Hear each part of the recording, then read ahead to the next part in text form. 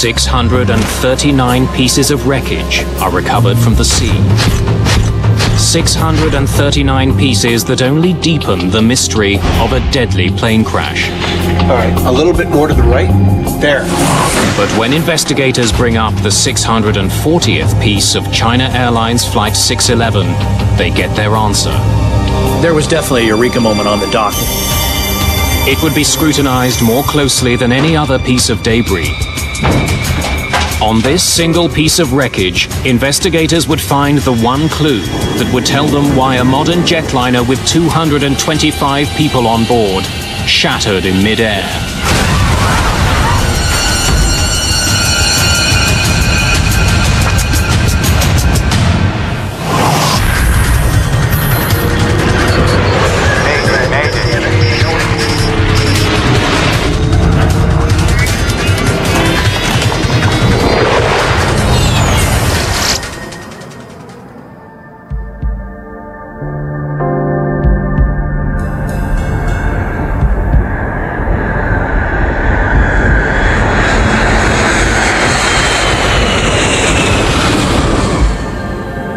Feet. Speed is low, sir. Watch it. Did you feel that?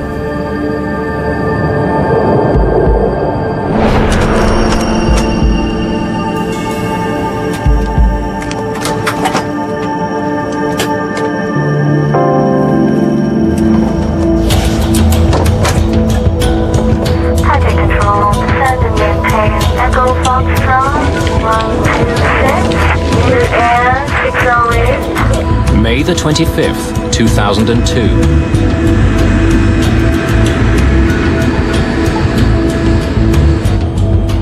Gears up. A China Airlines 747 lifts off from Taiwan's capital, Taipei. Taipei approach, Dynasty 611, airborne passing 1,600. Dynasty 611, Taipei approach radar, contact climb, and maintain flight level 260. 260, Dynasty 611. Autopilot B, engage. China Airlines is Taiwan's national airline. There are 225 people on board Flight 611. Today's flight is a short one. 1 hour and 40 minutes across the Taiwan Strait to Hong Kong.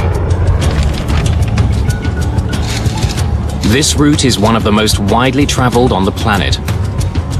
It makes so much money, it's called the Golden Route. Ladies and gentlemen, the fasten seatbelt sign has been turned off. For your safety, we do recommend that you keep your seatbelt fastened at all times while seated.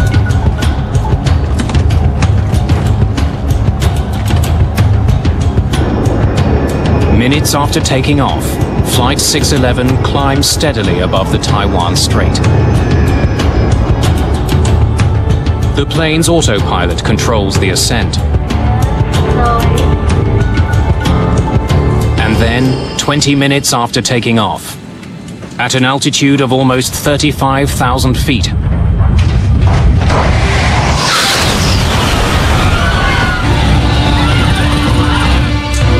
at Taipei Area Control, the flight vanishes from radar. Dynasty 611, Taipei. Dynasty 611, Taipei. I've got a plane off radar. China Airlines 611. Its last known return was east 119.67, north 23.98. Taiwanese authorities quickly launch one of the largest rescue missions in that country's aviation history. 本时段备勤同仁，本时段备勤同仁，请立即至值班室集合。科研，麻烦你帮我。海顺动幺，海顺动幺，高架北方动幺，听到请回答。我是同时下达。I gave a clear order that the priority would be searching for whoever was still alive, then bodies, and then, only then, wreckage. 务必全力以赴。 More than 1,000 people take part. Fishing boats, the Coast Guard, and Taiwan's military race out to sea. Flight 611 was 55 kilometers from the Taiwanese shore, just north of the Penghu Islands, when it disappeared.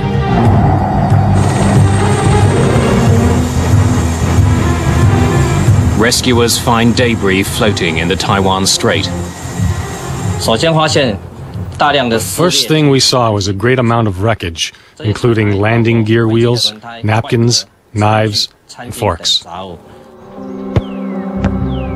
Wreckage from the plane is spread far and wide. Some items are found on land more than 100 kilometers away in central Taiwan. As the rescue effort continues, Taiwan's Aviation Safety Council begins its investigation into the crash of the 22-year-old plane. 747-200, delivered August 2nd, 1979. Kay Young is the managing director of the ASC. He'll be leading the investigation. We're setting up a command post in澎湖Island. Let's go. China Airlines have had very, very poor safety record. As a matter of fact, it was considered one of the worst in the world. Typically, it had like one major accident every 4 years.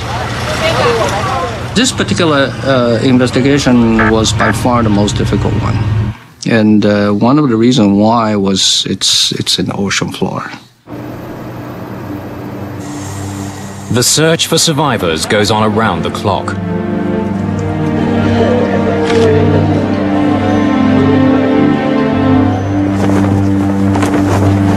There were 225 people on the airplane. Nobody is found alive.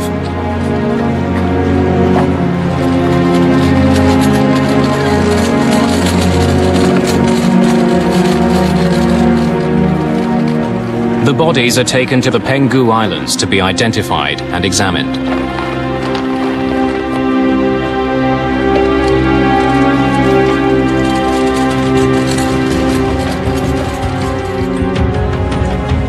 Since the accident involved an American-made plane, the NTSB joins the investigation. A team of investigators is dispatched to Taiwan. They'll be led by John DeLisi in Washington. We have a very good working relationship with the ASC, the Aviation Safety Council of Taiwan, so we knew that they would ask for and welcome our assistance in the investigation. Wreckage that's found floating is also brought to the Penghu Islands. Investigators need to know how one of the world's most successful planes, on one of the world's most traveled routes, simply fell out of the sky. Well, the Boeing 747 is the world's most popular jumbo jet, and it's flown millions of people, probably billions of miles. We were very concerned. Good morning. I'm anxious to see what you have. Sophisticated ground-based radar tracked Flight 611 throughout its short journey.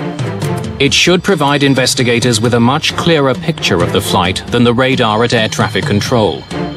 Kay Young gets the first major clue in this case. The radar tracked the plane as it climbed on course to 35,000 feet. Then suddenly, Flight 611's signal split apart. The breakup is quite graphic.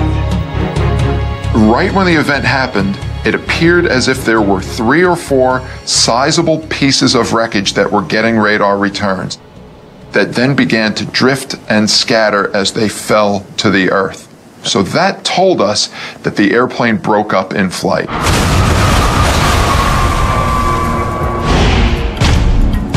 Investigators now must turn their attention to finding out what caused that breakup.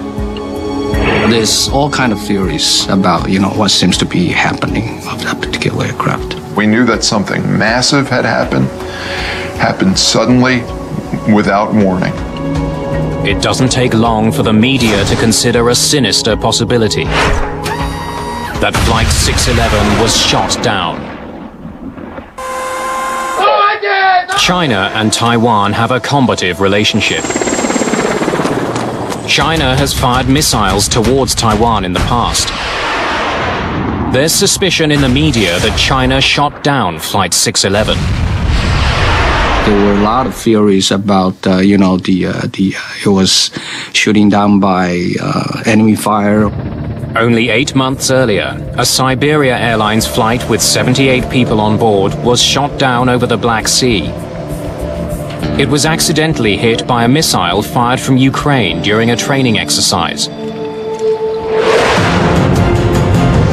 On the day of the China Airlines crash, China was conducting military exercises in the Taiwan Strait. But officials there insist no missile was launched towards Flight 611. None of the wreckage recovered so far has any of the telltale signs of being hit. And there's no evidence on radar that there was ever a missile heading for Flight 611. Once the evidence began to come in, it very quickly ruled out a missile, much the same way that it ruled out it being a mid-air collision. There were no other objects in the air near the airplane. Few things would cause a plane to break up in mid-air. One of the big ones is a bomb. Medical examiners check the bodies that have been recovered for burn marks and shrapnel. They find none. The plane's metal skin would be torn and curled in a very particular way if there had been a bomb on board. Investigators find no such damage on any of the pieces. But to rule out a bomb, they'll have to find more wreckage. I think that'll be it for floating wreckage. The team from the NTSB arrives in Taiwan. Morning, I'm Clint Crookshanks from the NTSB. Hello. Good to see you, gentlemen. I'm afraid we still don't have much. Clint Crookshanks is a structural engineer who knows the 747 intimately. I didn't have any preconceived notions. This was my first major accident working for the NTSB. We are not getting much from the floating debris. In-flight breakup. That's all we know. Taiwan's Civil Aeronautics Authority doesn't take any chances. They ground all of China Airlines 747-200 series planes until they can be inspected for mechanical flaws. This puts added pressure on investigators to find out what happened. Thank you for bringing these. To the NTSB, this accident seems to have a lot in common with one of the world's most studied plane crashes. That of TWA Flight 800, 6 years earlier. Like the China Airlines flight, it broke into pieces while still climbing. That plane crashed into the Atlantic shortly after taking off from New York. TWA Flight 800 was the biggest investigation the NTSB has ever done. It lasted about 4 years. The painstaking investigation uncovered a design flaw with the 747. Wiring near one of the plane's fuel tanks could spark and ignite the fuel in the tank. Investigators conclude that's what likely caused the crash. Investigators are struck by similarities between the two flights. Both were 747s. Both disintegrated without warning while still climbing. Both flights took off in very hot weather. The heat may have caused Flight 800 to explode. That plane sat on the tarmac with its air conditioning running. Investigators believe hot air from the air conditioner overheated the plane's fuel. The early evidence is pointing to a repeat of TWA Flight 800. So it looks really very, very similar. So therefore, our immediate focus was essentially the central fuel tank.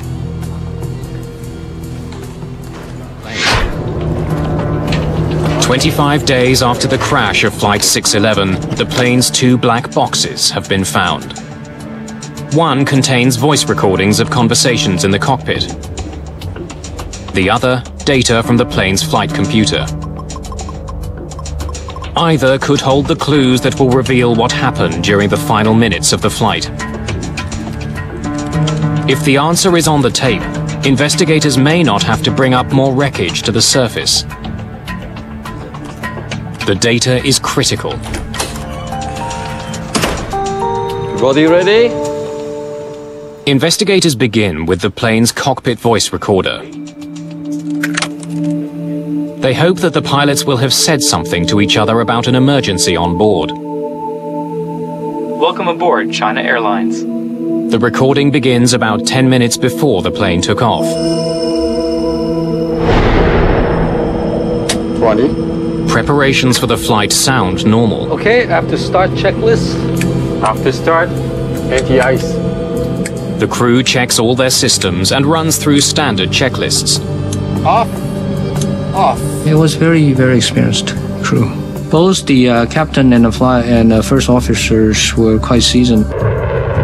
Dynasty 611, runway 06, wind 050 at 9 are cleared for takeoff. Clear for takeoff, Dynasty 611. Takeoff.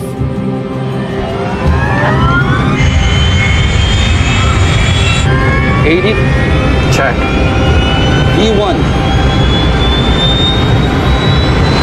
Rotate.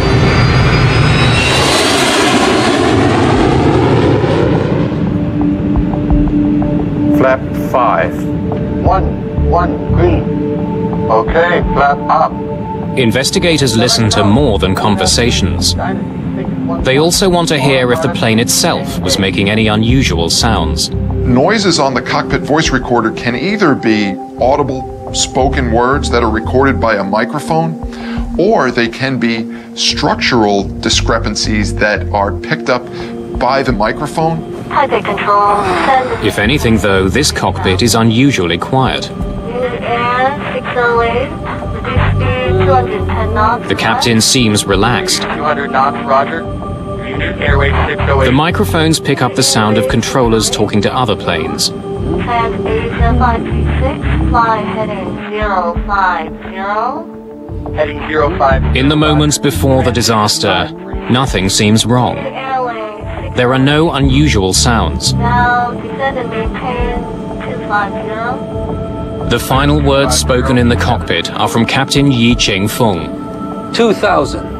He calls out the distance to their cruising altitude. You are now 12. That's followed by the sound of a chime, alerting the crew that they are nearing 35,000 feet. And then the cockpit microphone picks up the sound of the plane breaking apart. Half a second later, the recording stops. The cockpit voice recorder indicated that the conversation of the cockpit crew were totally normal, and all of a sudden just died. The recorders told us that something happened, but it wasn't enough to tell us exactly what it was yet. Many things had been ruled out by then, but we didn't have the golden nugget. We didn't have the real piece of evidence that told us what initiated the breakup of this 747. After the disappointment of the voice recorder, studying the wreckage becomes the only option for investigators. They focus their efforts on items that can either prove or disprove the link to TWA Flight 800. So we play a lot of focus on the wreckage observation examination of the central fuel tank. On July the 12th, 48 days after the crash. Okay, whoa. A little to the left, please. Success. All right. That's definitely the central fuel tank. Okay, let's mark that. Let's bring that up.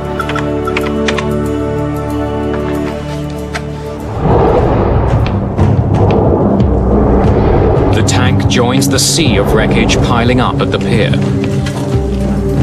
Investigators study it closely for any evidence that it exploded. If it did explode like the TWA tank, it would be curled and twisted. And the metal would be bent outwards. But this fuel tank is different. And we found the central fuel tank was relatively intact. And it's crumpled inwards. Unlike the tank from the TWA flight, there's no soot. There would be if the jet fuel inside had ignited. So at that time, we pretty much ruled out it was the cause of the snare fuel tank. The wreckage recovered so far has also forced investigators to abandon another theory, that a bomb brought down the plane. None of the wreckage showed any evidence of sooting, any kind of explosive damage. The China Airlines crash was neither a repeat of TWA Flight 800, nor a deliberate bombing. Investigators are running out of leads. As more wreckage is identified and recovered, investigators find an intriguing clue. It's discovered when they examine a series of small vents from Flight 611. All commercial jetliners have dozens of these vents near the floor. They're essentially pressure release valves. They're called dado panels, and there's only one reason for them to open. If the cargo area underneath the passengers were to suddenly decompress, the pressurized air above would exert so much force on the floor that it could collapse and damage vital flight controls. That's precisely what happened to a Turkish Airlines flight in 1974. The pilots couldn't control their plane after their cargo door blew out.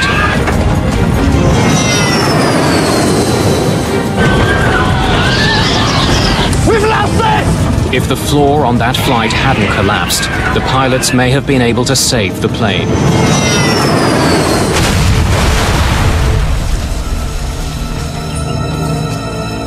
After that accident, the NTSB recommended that manufacturers install many more relief vents between a passenger plane's upper and lower levels.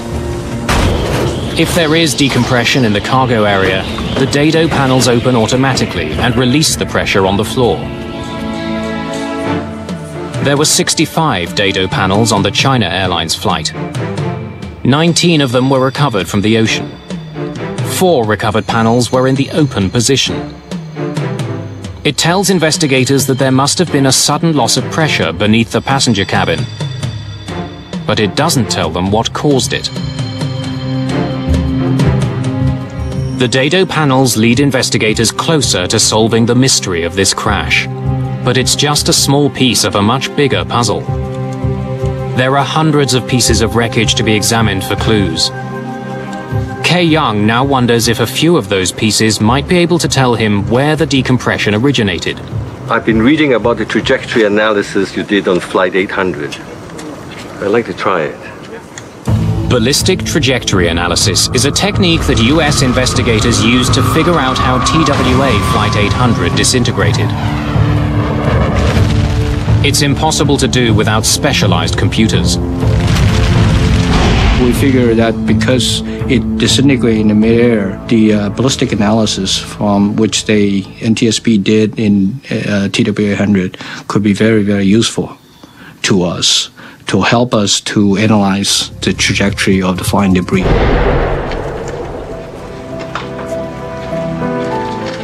As they're brought to the dock, every single piece of wreckage has been logged and numbered for identification. 327. Kay Young selects 18 pieces of wreckage for the computer analysis. Some from the front, some from the middle, and some from the back of the plane. 199. Along with all the other data, he'll feed information about each item's weight and shape into the computer. 526. Based on where the pieces fell, the computer should be able to calculate which of those 18 pieces was the first to come off the plane. Can we see when each one of those items separated from the aircraft?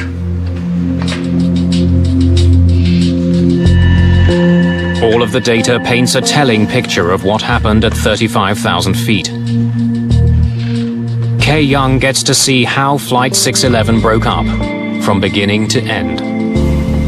The tail came off first. Along with the dado panels, it's a very important clue. Well, that pretty much indicating that there's something happened in the back of the aircraft, rather than something happened in the forward part. Investigators are now keen to recover items from the rear of the plane.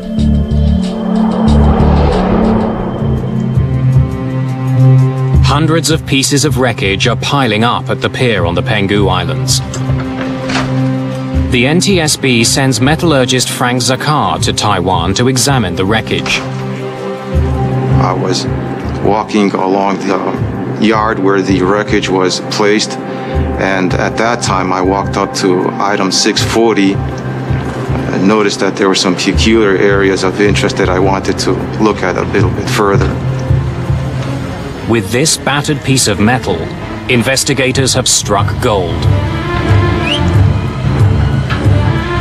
There was definitely a eureka moment on the dock. That was, hey, we might have something here. Hey, it's Frank. I think we found your golden nugget. Item number 640 would give investigators a revealing glimpse into the past and lead them to conclude that the crash of Flight 611 actually began 22 years earlier.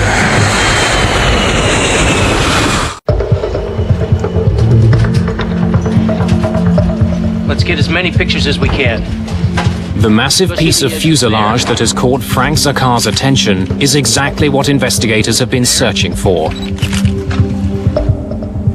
It includes a piece of the belly, the sidewall, and the rear cargo door. It's from the back of the plane, precisely where the analysis told them the breakup had begun. This piece of wreckage was highly unusual. It wasn't what we were seeing on all the other pieces, and it immediately drew our attention and drew the focus of the investigation.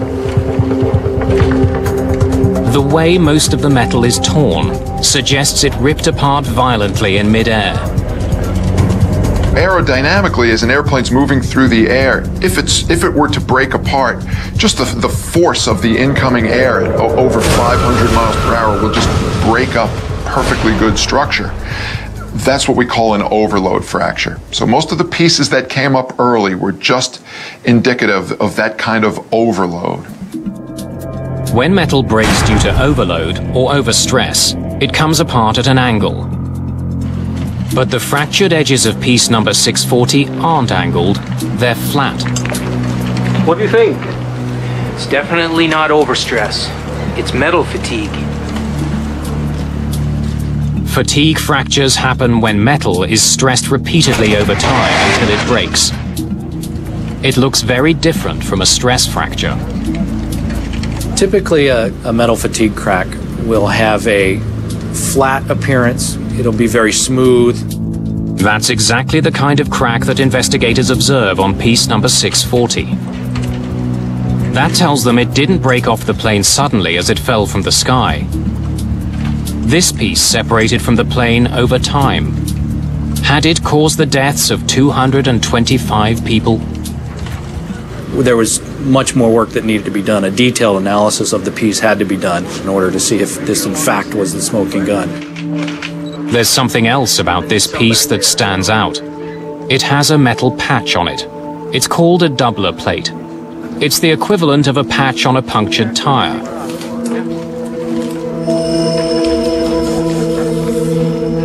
It's not unusual to find numerous doubler plates on older planes like this one. A doubler plate is like a patch that you put over fuselage skin. If there were to be a tear or a blemish, a crack identified, you'd want to repair the fuselage back to its original strength, and one way to do that is to put a doubler plate or a patch right over the existing structure. At some point, this section of the 747 had been repaired. Investigators need to know why it was fixed and how that was done. We're looking for repair to the aft lower lobe. Whatever it was vague. Investigators sift through 22 years of documents. But the records are sketchy. Finding details on one particular repair could take time.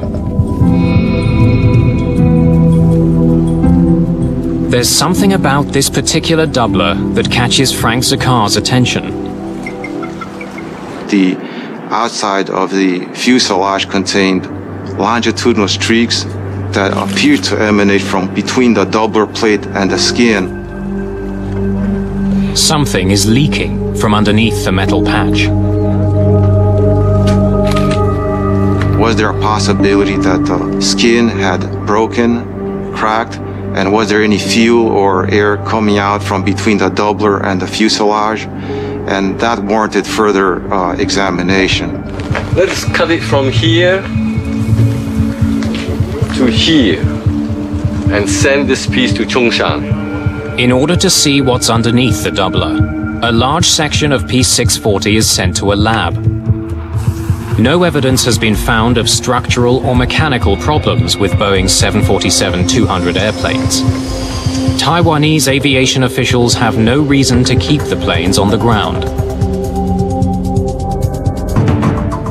The Chongshan Institute of Science and Technology is a military research facility.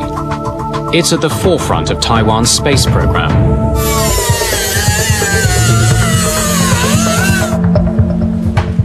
This is where investigators take a section of piece number 640 for a closer examination.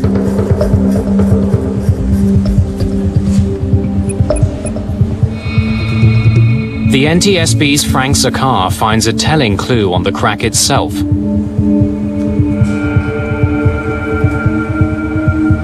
When I looked at the fracture surface, I found that this one specific area was covered with aluminum oxide, pretty much similar to rust on a car. Years of exposure to oxygen changes the color of metal. The discoloration tells investigators that this particular crack at the rear of the airplane has been there for a very long time. Then, when the doubler is finally removed, investigators get a look at the aluminium skin underneath. They're intrigued by what they see.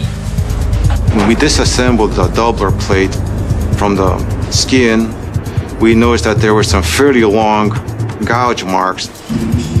This is beyond the kind of damage a doubler is meant to patch. That was an aha moment that we might have something here. The search of the plane's documents also pays off. The records contain a very short reference to a mishap 22 years earlier, when this plane was only 6 months old. Speed is low, sir. Watch it. Its tail scraped the runway while landing. Did you feel that? It happens when a plane lands or takes off at too steep an angle. It's called a tail strike. Dynasty 009, Hong Kong Tower. We observed smoke and sparks from your tail on landing. Roger, Hong Kong Tower. We'll have that looked at. Tail strike, sir. I better log that.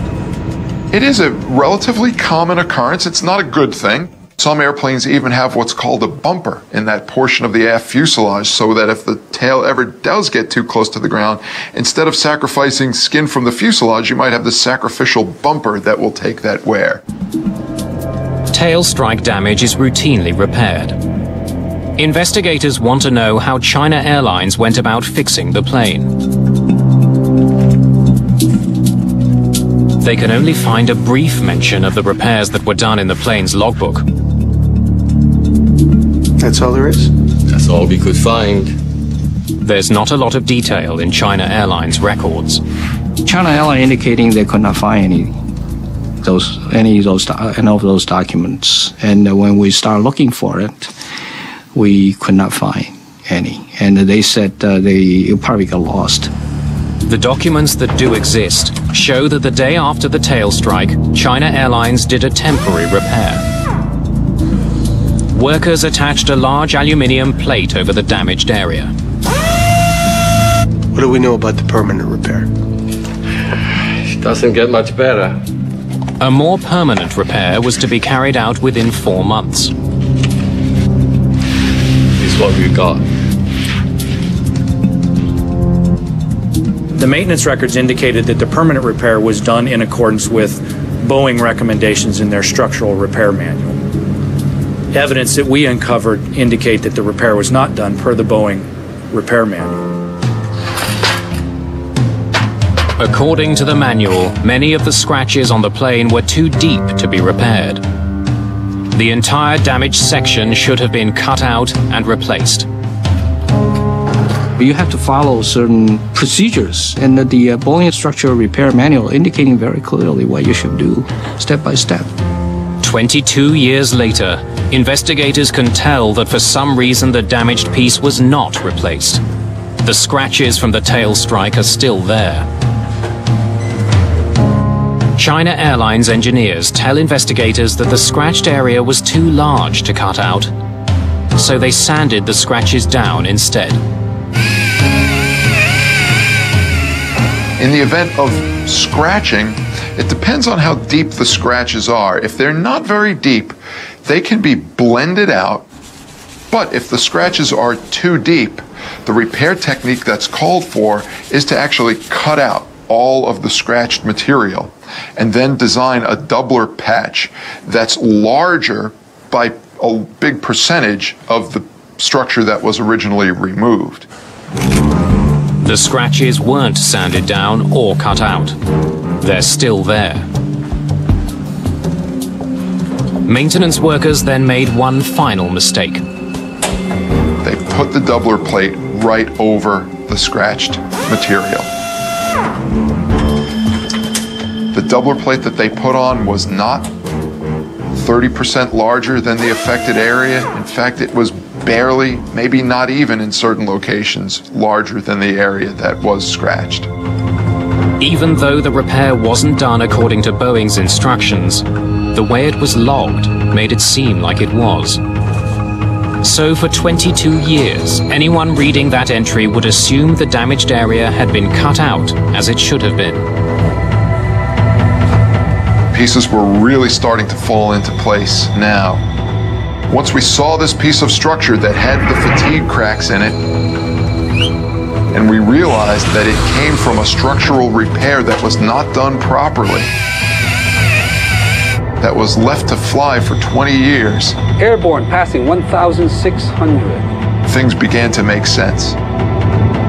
By covering an improper repair with a doubler, and then documenting the repair as meeting Boeing standards, the workers made their mistake impossible to detect. What was so insidious about this improper repair was that the doubler plate hid all of the damage. So if you weren't there watching them do this repair improperly, you wouldn't know that it was done improperly. You would have assumed that the structure underneath had been cut out the way it was supposed to. And every time the plane took off over the next 20 years, the concealed problem got worse and worse. The air inside a commercial airplane is pressurized.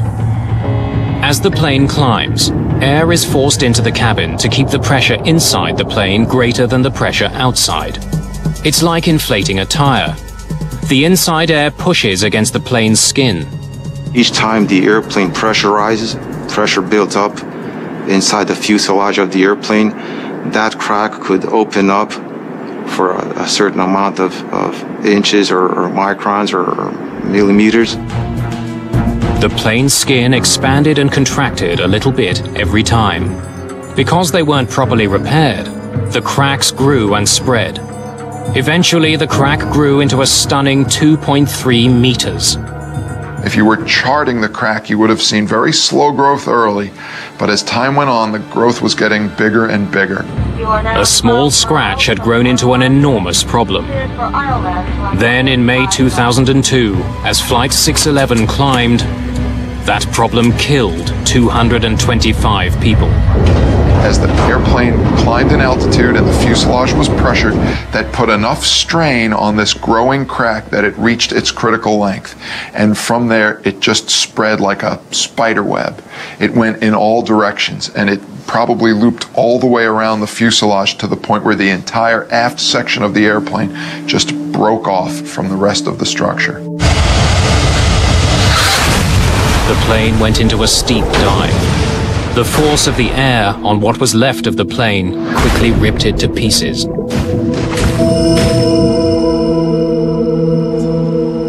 Investigators know that an unseen crack caused Flight 611 to break apart.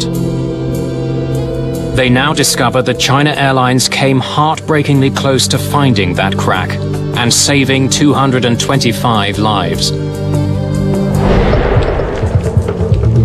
The China Airlines 747 was in regular service for 22 years following the improper repair to its skin. It took off and landed more than 20,000 times. Over the years, mechanics would have scrutinized the plane. There's regular inspections per the Boeing maintenance program that have to be performed on the airplane. But the massive crack forming at the rear of the plane was never detected. Another accident in another country almost led China Airlines to discover the hidden damage. In 1988, the roof peeled off an aging Boeing 737 owned by Aloha Airlines. As a result of that incident, the Federal Aviation Administration laid out an inspection procedure for older planes. Airlines around the world were forced to inspect their planes much more diligently for corrosion and cracks. The regulation called for airlines to re-evaluate all existing repairs to a plane's structure. Indications on this airplane were that if they had looked at the maintenance records and compared it to the repair, they would have had to remove the repair and redo it. China Airlines took the first steps of the new procedure in 2001, a year before the accident. The airline identified and photographed 31 different doublers on the 747, including the one over the catastrophic crack. Those pictures show investigators that China Airlines overlooked a vital clue that could have warned them of the looming danger. We examined the photographs that China Airlines took of the repair and noticed that there was some issues that may have warranted further investigation. Investigators see a dark brown stain on the outside of the plane. It's the same mysterious staining that led Frank Zakar to suspect there was a hole behind the doubler when he first saw it on the pier. So why hadn't this stain raised alarms before the crash? For years, passengers on China Airlines' doomed 747 were allowed to smoke. They filled the pressurized air with nicotine. The smoke was being forced out through the crack at the rear of the plane. Over time, that smoke left a nicotine stain on the outside of the plane. It was very vivid. Any experienced maintenance engineer be able to spot it right immediately. Smoking hadn't been allowed on China Airlines for 7 years before the crash. It tells investigators that the crack in the plane had been there for at least that long. But instead of investigating the source of the staining, we need to conduct the new inspection when we do our next major check. China Airlines scheduled the second part of the FAA's procedure, a detailed inspection of the repaired areas. And that would be the 7C check, currently scheduled for November the 2nd, 2002. But the 747 never made it to November 2nd, 2002. It came apart over the Taiwan Strait 5 months before the inspection that would have undoubtedly uncovered its hidden flaw. Investigators want to prevent a similar accident from ever happening again. They recommend that aviation agencies around the world immediately inspect repairs for any possible hidden damage. We were no longer going to accept just a quick write-up that the repair was done properly. If the repair didn't have all the necessary documentation to allow us to know it was done properly, we were requiring operators to take doubler plates off and do a visual inspection of the structure underneath. The National Transportation Safety Board issues its own recommendations. The board asks that maintenance personnel be warned of the consequences of hiding the kind of damage that could lead to the structural failure of an airplane. The moral of this story is that the repair has to be done properly. As a mechanic, when you're doing work on an airplane, you're not thinking about the people who might be flying on that fuselage 20 years from now, but their safety depends on you doing the repair properly. China Airlines has revised the way its fleet is inspected and maintained. Its safety record has improved dramatically since the crash of Flight 611. Investigators also proposed the development of new tools that would allow mechanics to detect damage behind a doubler. Such tools are being used today. Boeing developed a non-destructive procedure that can find cracks in the fuselage underneath the doubler. That device uses ultrasound, sound waves that travel through metal. It can reveal damage underneath a doubler. It's the same technology that allows doctors to observe a fetus while it's still inside the womb. The device would have been able to detect the crack behind Flight 611's doubler plate. But the technology has some limitations. A great number of hours are required just to do one specific area of the airplane, but the technology is getting better. The problems that led to the China Airlines disaster are not going away. Planes the world over are getting older. And older planes need to be more thoroughly inspected for cracks. 6 years after the China Airlines crash, Southwest Airlines in the United States was hit with a record-breaking fine. $10.2 million for missing inspections designed to find cracks. The finding of Southwest brings back into focus how important it is to do maintenance properly on an airplane. A proper program of maintenance and inspections can be costly. But as China Airlines showed, the price of not maintaining aging planes is even costlier.